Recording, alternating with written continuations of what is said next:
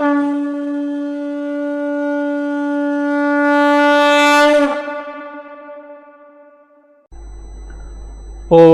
নমো ভগবতে বাসুদেবায়।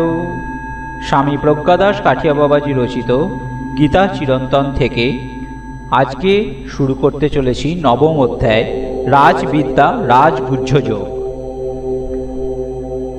শ্রী ভগবান উবাচ ইদং তু তে গুহ্যতমং প্রবক্ষামাণ সূয়বে জ্ঞানং বিজ্ঞান সহিতং যজজ্ঞাত্মমক্ষ সেহ শুভাত। শ্রী ভগবান বলিলেন, দোষদৃষ্টিরহিত তোমাকে এই গুহ্যতম অতি গোপনীয় জ্ঞান বিশেষভাবে বিজ্ঞানের সহিত বলিব, যাহা জ্ঞাত হইয়া অশুভ হইতে মুক্ত হইবে।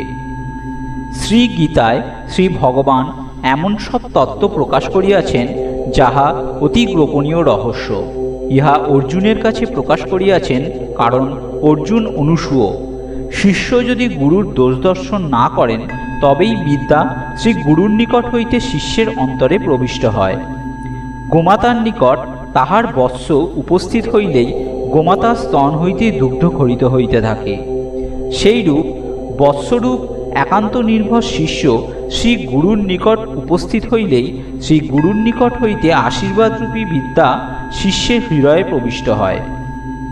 শ্রী ভগবান অর্জুনকে নিমিত্ত করিয়া সমগ্র মানবজাতির প্রতি গীতা রূপী আশীর্বাদ ধারা বর্ষণ করিতেছেন।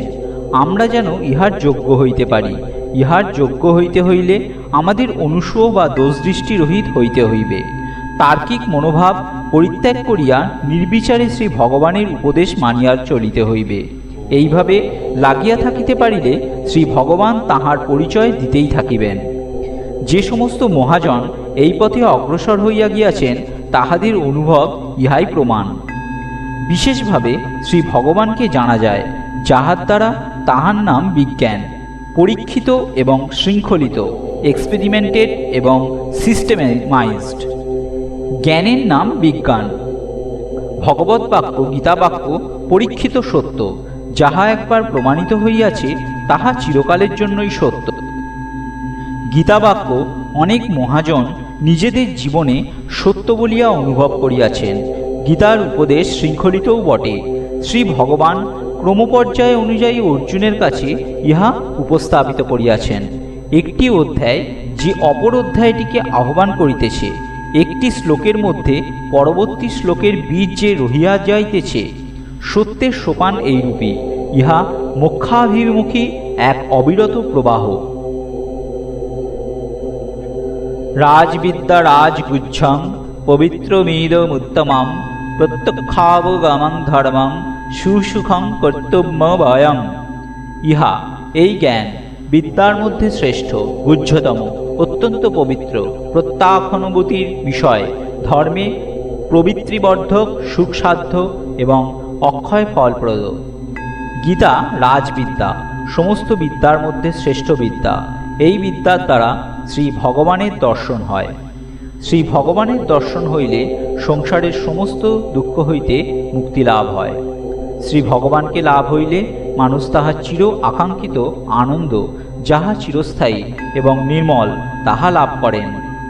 সংসারের সুখ অচিরস্থায়ী এবং রজগুণাত্মক বলিয়া মলযুক্ত। তাই যে বিদ্যার দ্বারা সংসারের সুখ দুঃখের হাত হইতে মুক্তি পাইয়া আমরা শাশ্বত আনন্দ লাভ করিতে পারি, তাহা তো শ্রেষ্ঠ এবং সুন্দর হইবেই। গীতা রাজগুহ্য, সমস্ত গুপ্তবিদ্যার মধ্যে সর্বাপেক্ষা গোপনীয়, সমস্ত রহস্যের মধ্যে সর্বাপেক্ষা উত্তম রহস্য। বলা হইয়া থাকে, সত্যস্য তত্ত্বং নিহিতং গুহায়াং, অর্থাৎ সত্যের তত্ত্ব হৃদয় গুহায় লুক্কায়িত। এই আত্মাকে চক্ষু দিয়া দর্শন করা যায় না, হাত দিয়া স্পর্শ করা যায় না, মন দিয়া চিন্তা করা যায় না। তাই এই আত্মাকে লইয়া এত তর্ক। কিন্তু যিনি আমাদের তর্ক করিবার প্রেরণা দেন, তর্কের মাধ্যমে তাহাকে ধরা যায় না।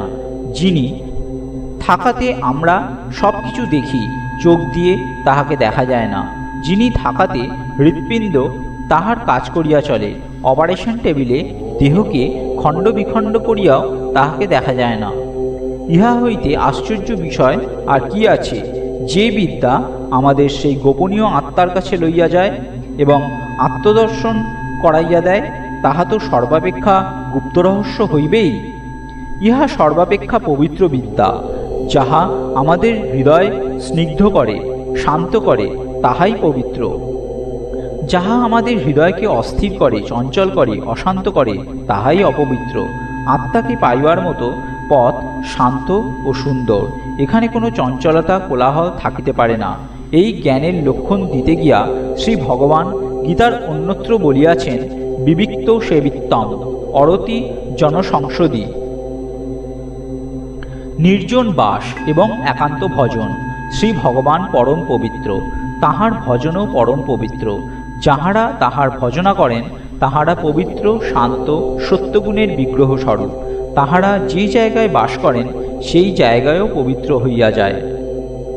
নারদ ঋষি বলিয়াছেন, পাবয়ন্তী কুলানি পৃথিবীং চ, অর্থাৎ ভক্ত নিজকুল এবং পৃথিবীকে পবিত্র করে। সেই ভগবানকে লাভ করিবার যে উপায় বা বিদ্যা, তাহা তো সর্বাপেক্ষা পবিত্র হইবেই। ইহা হৃদয়ের সর্ববিধ কলুষ নষ্ট করে। পবিত্র জিনিসকে পবিত্র রাখিতে হইলে ইহাকে জনকোলাহল হইতে দূরে রাখিতে হয়। তাই আত্মবিদ্যা ভারতবর্ষে সর্বাপেক্ষা গুপ্তবিদ্যা, গুরুমুখী বিদ্যা। গীতা জ্ঞান ভক্তিরূপা, ইহা উত্তম পবিত্র। ইহা শুধু এই দেহেই পাপকেই নাশ করে না, ইহা লিঙ্গ শরীরের পাপকেও নাশ করে। পদ্মপুরাণে বর্ণিত হইয়াছে, অপ্রারব্ধং ফলং পাপং কূটং বীজং ফলন্মুখম ক্রমেণৈব প্রলীয়ন্তে বিষ্ণুভক্তিরতাত্মানাম, অর্থাৎ বিষ্ণুভক্তিপরায়ণ মহাত্মার ফলন্মুখ বিশ্বরূপ এবং প্রকাশিত সর্ববিধ পাপই নষ্ট হইয়া যায়। উদ্ভবকে শ্রী ভগবান বলিয়াছিলেন, যেমন সামান্য মাত্র অগ্নিও ক্রমশ প্রবল হইয়া কাষ্ঠরাশি ভস্য করিয়া থাকে, সেইরূপ শ্রীকৃষ্ণভক্তি অল্পমাত্র আবির্ভাবে জীবের যাবতীয় পাপরাশি নষ্ট হইয়া যায়। এই গীতাবিদ্যা প্রত্যাখ্যানুভূব। শ্রী মহাভাগবতে এই সম্বন্ধে একটি অতি সুন্দর শ্লোক আছে, যাহার ভাবার্থ হইল, যেমন ক্ষুধার্ত ভোজন করিবার সঙ্গে সঙ্গে খাদ্য তাহার ক্ষুধা দূর করে, পুষ্টি সাধন করে এবং প্রসন্নতা দান করে, সেইরূপ শ্রী ভগবানের চরণে ভক্তি সাধকের অতৃপ্তি দূর করে, অন্তরে প্রেম পুষ্টি বৃদ্ধি করে এবং হৃদয়কে প্রসন্ন করে। শ্রী নারদ ঋষি এই প্রেমকে প্রতিনিয়ত বর্ধমান বলিয়াছেন। এই আত্মবিদ্যা সমস্ত ধর্মের সার, তাই ইহা ধর্মরূপ। শ্রী নারদ ঋষির একটি অপূর্ব বাক্য আছে, তরুর মূলে বাড়ি নিষেক করিলে তাহার স্কন্ধ শাখা প্রশাখা সকলেরই তৃপ্তি সংসাদিত হয়। যেমন প্রাণে পুষ্টিবিধান হইলে অন্যান্য ইন্দ্রিয়ের পুষ্টিবিধান হয়, সেইরূপ একমাত্র অচ্যুতের আরাধনায় সমস্ত উপাসনা সিদ্ধ হয়। তাই ইহা সমস্ত ধর্মের সার সর্বস্ব। শ্রী ভগবৎ প্রকাশিত এই সাধন বিদ্যা সহজসাধ্য, ইহাতে কোনো ক্লেশাধিক্য নাই। শ্রী ভগবান বলিয়াছেন, পরিমাণ মতো ভোজন, নিদ্রা, কর্মচেষ্টা শৃঙ্খলার সহিত আচরিত হইলে তাহা দুঃখহারী হয়। ইহা সহজসাধ্য এবং সুখসাধ্যও বটে। শ্রী ভগবান সুখের শাশ্বত প্রতিমা, তাই তাহার স্মরণ মনন ভজন সবই সুখদায়ক। এই পথও সুখকর, গন্তব্যও সুখস্বরূপ। তিনি ধর্মেরও শাশ্বত প্রতিষ্ঠা বা প্রতিমা। ধর্মের মাধ্যমে তাহাকে পাওয়া যায়, আবার তিনি স্বয়ং ধর্মস্বরূপ। এই বিদ্যা অব্যয়, আত্মবিদ্যা চিরস্থায়ী, ইহা নষ্ট হইবার নয়। যিনি আত্মদর্শন লাভ করিয়াছেন তাহার চিরকালের জন্য শান্তি হইয়া গিয়াছে। শ্রী ভগবান যাহাকে একবার কোলে উঠাইয়া লয়েন, তাহাকে তিনি আর কোনোদিনই নামান না। উপনিষদ গাহিয়াছেন, ভিদ্যতে হৃদয়ং গ্রন্থি ছিদ্যন্তে সর্বসংশয়া। এই বিদ্যা রাজবিদ্যা হইলেই সুখসাধ্য, কারণ শ্রী ভগবান শুধুমাত্র পত্র পুষ্প ফল জলেই সন্তুষ্ট হন। ধর্মস্বরূপ শ্রী ভগবান ধর্মের দ্বারা লভ্য হন। যাহার গুরু আছে তিনিই জানিতে পারেন। উপনিষদ বলিয়াছেন, আচার্যবান পুরুষ বেদ। অশ্রদ্ধধান্না পুরুষ ধর্মশাস্যা পরন্তপ অপ্রাপ্য মাং নির্বতন্তে মৃত্যু সংসার বর্তনী। হে পরন্তপ, এই ধর্মের প্রতি অশ্রদ্ধাকারী পুরুষগণ আমাকে না পাইয়া মৃত্যু সংকুল সংসার চক্রে ভ্রমণ করে। এই পথ যত সহজ ততই কঠিন। মানব আপাত সুখ কিছুতেই ছাড়িতে চায় না। এই আপাত রমণীয় জগৎ ছাড়া আনন্দময় শ্রী ভগবানের রাজ্য থাকিতে পারে, মানুষ তাহা বিশ্বাসই করিতে চায় না। তাহারা শ্রদ্ধাহীন। ইহারা অনেকে বলেন, আমরা শ্রী ভগবানের সম্পর্কে আগ্রহী নই, আমরা সৎকর্ম করি। এইরূপ ব্যক্তিদের সৎকর্ম তাহাদের মনে সুপ্ত অহমিকা সৃষ্টি করে। বেশিরভাগ ক্ষেত্রেই দেখা যায়, পরবর্তীকালে সমাজ হইতে প্রাপ্য সম্মান না পাইয়া তাহারা হতাশাগ্রস্ত হইয়া বিষাদময় জীবনযাপন করে। অনেকেই ইন্দ্রিয় ভোগের বশবর্তী হইয়া পড়ে এবং ইন্দ্রিয় সুখ ভোগের জন্য নিষিদ্ধ কর্ম করে। তাহাদের পাপী চিত্তে ঈশ্বরীয় স্ফুরণ হইতে পারে না। তাহারা অপর ঈশ্বর বিশ্বাসীদের সহ্য করতে পারে না। তাহারা ঘোর নাস্তিক হইয়া ধর্মের বিরোধিতা করতে থাকে। নিজেরা ইন্দ্রিয় সুখ ভোগবাদী হইয়া তাহারা সমগ্র মানব সমাজকে ইন্দ্রিয় সুখ ভোগবাদী বানাইতে চায়। নিজেদের চরিত্রের দুর্বলতা ঢাকিতে সকলকে দুর্বল বানাইতে চায়। ইহার জন্য আদর্শনিষ্ঠ চরিত্রমান ঈশ্বর বিশ্বাসীকে সমালোচনা করা ছাড়া তাহাদের আর কোনো পথ থাকে না। আর এক শ্রেণীর মানুষ আছেন, যাহারা ঘোর তমময় গ্রাম্য সুখে, তুচ্ছ ইন্দ্রিয় সুখে মগ্ন হইয়া জীবনযাপন করেন। আত্মীয় স্বজন পরিবৃত হইয়া গৃহস্থ জীবনে তাহারা ধর্মের অনুষ্ঠান করেন, কিন্তু তাহাদের এই ধর্মীয় অনুষ্ঠান সকল বাহ্যিক আচার সর্বস্ব হয় এবং অপরকে দেখাইবার জন্য বা সমাজে প্রতিষ্ঠা পাইবার উদ্দেশ্যে আচরিত হয়। তাহারা দেবদেবীর পূজা করে সাংসারিক উন্নতি লাভের আশায়, কামনা বাসনা পরায়ণ হইয়া। আত্মজ্ঞান লাভ তাহাদের ধর্মের উদ্দেশ্য থাকে না, তাই তাহাদের ধর্মাচরণ তাহাদের যথার্থ শান্তি দিতে পারে না। ইহারা অজ্ঞ। শ্রী ভগবান গীতামুখে যে নিষ্কাম ধর্মের উপদেশ দিয়াছেন, সেই সম্পর্কে তাহারা অজ্ঞ। তাহাদের কামনা কবলিত অন্তরে এই নিষ্কাম ধর্ম স্থান পায় না। এই সমস্ত মানুষ শ্রী ভগবানকে লাভ করিতে না পারিয়া বারংবার এই মৃত্যুময় সংসার পথে ভ্রমণ করিতে থাকে। ময়া তন্মেদং সর্বং জগত ব্যক্ত মূর্তিনা মৎস্থানি সর্বভূতানি ন চাহং তেস্যবাস্থিত। অব্যক্তরূপী আমার দ্বারা এই সমস্ত জগৎ ব্যক্ত, সমস্ত ভূত আমাতে অবস্থিত, কিন্তু আমি তাহাতে অবস্থিত নাই। এই সমস্ত জগৎ শ্রী ভগবানের দ্বারা ব্যক্ত। শ্রী ভগবানই জগৎ রূপ ধারণ করিয়াছেন। সেই আনন্দই বিভিন্ন রূপ লইয়া জগতে স্পন্দিত হইতেছে। তিনি অজ্ঞ, শ্রদ্ধাহীন, নাস্তিক রূপ ধারণ করিয়া জগতে বৈচিত্র্য সৃষ্টি করিতেছেন। ইহাও আনন্দের এক তরঙ্গভঙ্গ। জগতে কোথাও নিরানন্দ নাই। পরম প্রভু বিভিন্ন রূপ ধারণ করিয়া তাহার অনন্ত আনন্দকে ক্ষুদ্র ক্ষুদ্র রূপে আস্বাদন করিতেছেন। তাই আমরা কেহ ভক্ত সাজিয়াছি, কেহ বা নাস্তিক সাজিয়াছি। সকলের হৃদয়ের মধ্যে বসিয়া প্রভু হাসিতেছেন। কোথাও কোনো দোষ নাই। এই সমস্ত ব্যক্ত করিয়া থাকিয়াও তিনি এই সমস্তের অতীত। কেহ যদি শ্রী ভগবানের জগৎ মূর্তি দর্শন করিয়া ভাবেন যে তিনি সম্পূর্ণরূপে ভগবানকে জানিয়া ফেলিয়াছেন, তবে ভুল হইবে। সব কিছুর মধ্যে থাকিয়াও তিনি সব কিছুর বাহিরে। ন চাহং তেষ বস্থিত, এই বাক্য অংশটি প্রণিধানযোগ্য। আমি তাহাদের মধ্যে অবস্থিত নই। অন্যত্র বলিয়াছেন, অহোমাত্মা গুড়াকেশ সর্বভূতায় স্থিত, ঈশ্বর সর্বভূতানাং হৃদয়সে অর্জুন তিষ্ঠতি, হৃদি সর্বস্ব বিষ্ঠিতম প্রভৃতি পদে শ্রী ভগবান বলিয়াছেন, তিনি সকল প্রাণীর মধ্যে আত্মারূপে বিরাজিত বা স্থিত আছেন। স্থিত থাকিয়াই তিনি অলিপ্ত। এই অর্থে থাকিয়াও তিনি নাই। সুখ দুঃখ, কর্মফল, পাপ পুণ্য প্রভৃতি দোষ তাহাকে স্পর্শ করিতে পারে না। তাহার কাছে দিনরাত্রির ভেদ নাই। তাহার কাছে অতীত, বর্তমান, ভবিষ্যৎ বলিয়া কিছুই নাই। উত্তর পশ্চিম ভেদ নাই।